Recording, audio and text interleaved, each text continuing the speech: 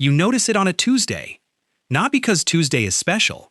Not because anything about the morning feels different from any other morning. The same coffee, the same light through the same window, the same sequence of small decisions that carries you from waking up to walking out the door. You notice it because of the neighbor's dog. The dog is old. You know this because you have watched it age across the years you have lived in this house.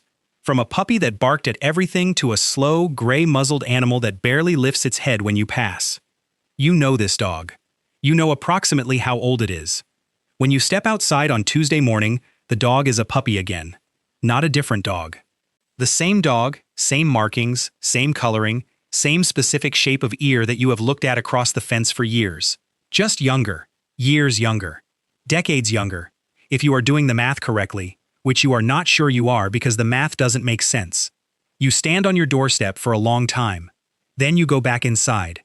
You watch from the window for the rest of the day. Not obsessively, at first.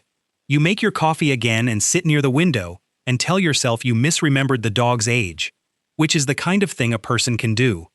Animals age at different rates. Memory is unreliable. You are probably fine. But you keep watching. By afternoon, something is wrong with the light outside. Not the weather, the angle of it. The specific quality of late autumn light when the year is turning toward dark. Except it was spring this morning when you woke up. The leaves on the tree across the street were green. They are yellow now, falling now. You watch a full season change in the space of an afternoon. Inside your house, 3 hours have passed. Outside, months have. You spend 2 days inside working out the numbers. Not because you enjoy mathematics. Because the alternative is going outside, and you are not ready to go outside yet. Not until you understand what going outside means. What you work out, slowly, and then with terrible clarity, is this. 1 hour inside your house equals approximately 1 year outside. Not exactly. The ratio isn't perfectly clean. It varies slightly, the way real things vary rather than theoretical ones. But close enough. Close enough that you can look at the notebook and understand what it means with the specific dread of someone who has done a calculation they cannot undo. You have been inside for 2 days working out this math. Outside, 2 years have passed. You think about everyone you know, your family, your friends, the people whose lives move in ordinary time, a year per year, a day per day, the way lives are supposed to move. While you have been sitting at this kitchen table with a notebook, they have lived 2 years. Seasons have changed. Things have happened. People have aged, made decisions, had conversations you were not part of. Your phone has been inside with you. The messages on it are still arriving in real time. Your time, house time, and the timestamps make no sense against the world outside the window. People are writing to you as if no time has passed, because for them, from their perspective, you simply haven't responded in 2 years. 2 years of silence. 2 years of you sitting in a house working out math. You pick up the phone. You put it down. You don't know what to say. You don't know how to begin. You are 2 years behind a world that kept moving, and the only way to catch up is to walk through a door that will cost you more years on the other side. Here is what you understand. Every minute you spend inside this house is a minute that costs the people outside approximately a year. Every cup of coffee, every hour of sleep, every ordinary moment of existing in a space that moves at a different speed than the world beyond its walls. You can stay, the house is safe, the house is yours. Inside it, you age slowly. The ratio works in both directions, which means that, while a year passes outside, only an hour passes for you. You could live here for what feels like a normal lifetime and emerge into a world centuries ahead. Young, or younger than you should be, in a future you didn't participate in building. Or you can leave. You can open that door and step into whatever year it currently is outside and accept that the people you love have aged and moved and continued without you, the way people continue when someone they love is gone. You can rejoin the world at whatever point the world is currently at and spend the rest of your life, in ordinary time, a year per year, explaining an absence you can barely explain to yourself. Neither of those options is what you want. What you want is to go back to Tuesday. To the ordinary Tuesday when the only strange thing was a dog that seemed younger than you remembered and you told yourself you were misremembering and went back inside. You can't go back to Tuesday. You sit down in the middle of your living room floor. Not because the floor is comfortable, because it is the furthest point from every exit and you need a moment that isn't moving toward any decision. A moment that is just you, in the house, in the strange, slow time that the house runs on. Before you choose, you think about the people outside. Specifically, not in the abstract, not everyone as a category, but as individuals.